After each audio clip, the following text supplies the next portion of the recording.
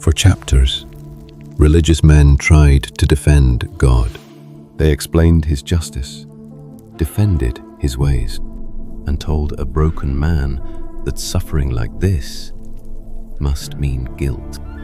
But in the end, God rebukes not Job first, the man who questioned him, but the men who tried to defend him. To understand why, return to the beginning. Job is called blameless, upright, God-fearing. The reader knows what his friends do not. In the heavenly court, Satan, the accuser, asks one devastating question.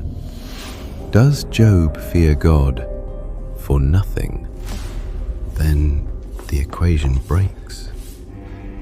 Wealth, security, children, gone.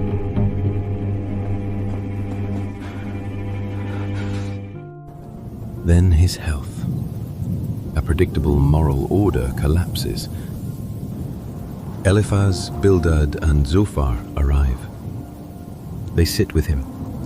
7 days, 7 nights. No words. Then Job speaks. He curses not God, but the day he was born. His friends begin to explain. God is just. Evil has consequences. Job is suffering.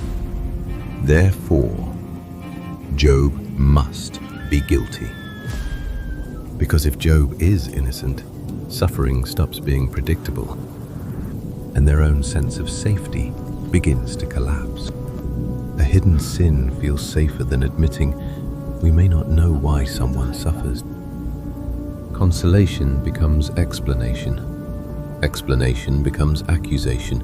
Accusation becomes a courtroom. Job refuses an invented guilt. He wants to speak with the Almighty, to argue his case. The patience of Job hides something essential. Job protests.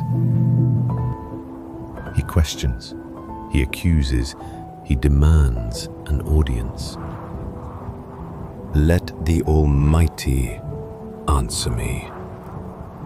This is not comfortable faith.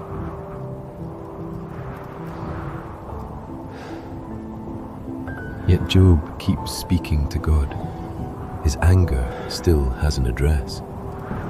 Then God answers from the whirlwind. Job has the audience he demanded. But God never explains the heavenly scene. No formula for suffering. Instead of answers, questions. Where were you when the earth was founded? Who set boundaries for the sea? Do you command the stars? Do you know every creature? Job asked for an explanation of his life. God showed him a universe. Perhaps the message is not simply, you are small, be silent. God's universe is vast, complex, beautiful, dangerous. It does not fit the friend's moral equation. Then comes the reversal. God rebukes the friends. They did not speak rightly about him as Job did. Not every word of Job becomes perfect doctrine, but their certainty is broken.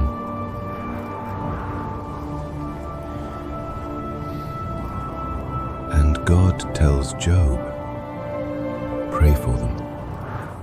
The epilogue restores Job's prosperity, family life, and abundance. But new children do not erase children lost.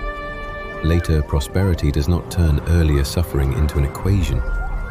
The book restores Job's life. It does not give him a retroactive explanation for his pain.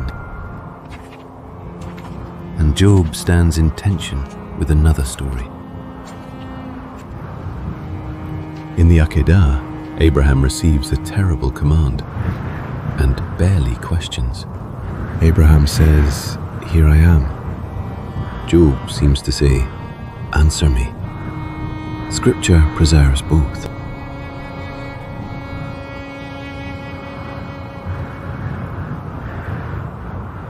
Perhaps faith does not always produce silence. Sometimes it produces a question that refuses to die. Before suffering, our first task may not be to explain God. It may be to sit down, listen, and admit we do not know. Perhaps the greatest danger is not questioning God. It is becoming so certain we understand Him that we begin to wound people in His name. Job questioned. He protested. He demanded an answer.